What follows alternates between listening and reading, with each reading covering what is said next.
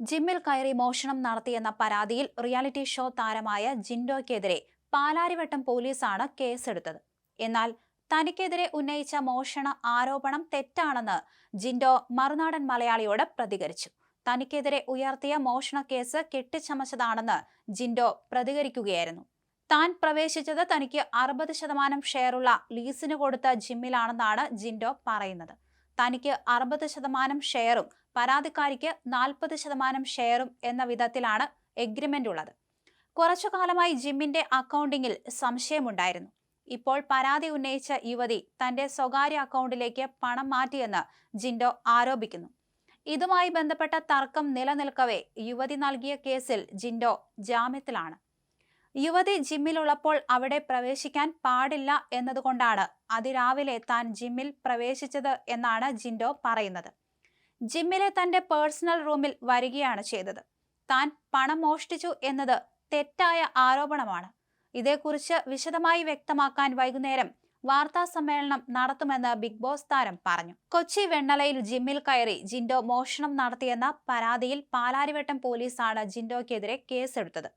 ഓഫീസിൽ സൂക്ഷിച്ചിരുന്ന ചില വിലപ്പെട്ട രേഖകളും 10,000 രൂപയും മോഷ്ടിച്ചുവെന്നും ജിമ്മിലെ CCTV ക്യാമറകൾ നശിപ്പിക്കാൻ ശ്രമിച്ചുവെന്നും പരാതിക്കാരി ആരോപിച്ചിരുന്നു.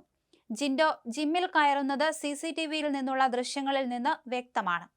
പുലർച്ചെ 1:50 വെണ്ണലയിലുള്ള ജിമ്മിൽ ജിൻഡോ എത്തിയത്. അതേസമയം ജിൻഡോയ്ക്കെതിരെ നേരത്തെയും പരാതികൾ ഉണ്ടായിട്ടുണ്ട്.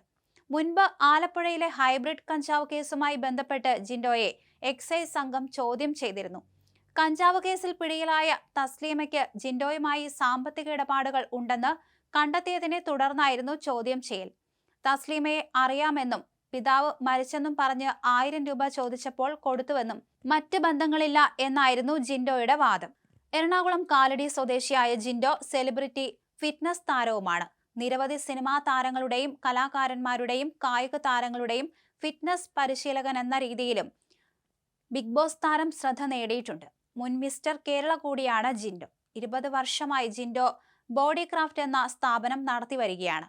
എറണാകുളം, കോതമംഗലം, മൂന്നാർ, ആലുവ, തിരുവനന്തപുരം എന്നിവിടങ്ങളിലായി 8ഓളം ശാഖകളുണ്ട് ജിൻഡോ ബോഡി ക്രാഫ്റ്റിന്. എന്തായാലും താൻ പണം മോഷ്ടിച്ചു എന്ന ആരോപണത്തെ ഇപ്പോൾ ജിൻഡോ എതിർക്കുന്നുണ്ട്. 10,000 രൂപ മോഷ്ടിക്കേണ്ട ആവശ്യമൊന്നും ഇപ്പോൾ തനിക്കില്ല എന്നാണ് ജിൻഡോ പറഞ്ഞിരിക്കുന്നത്.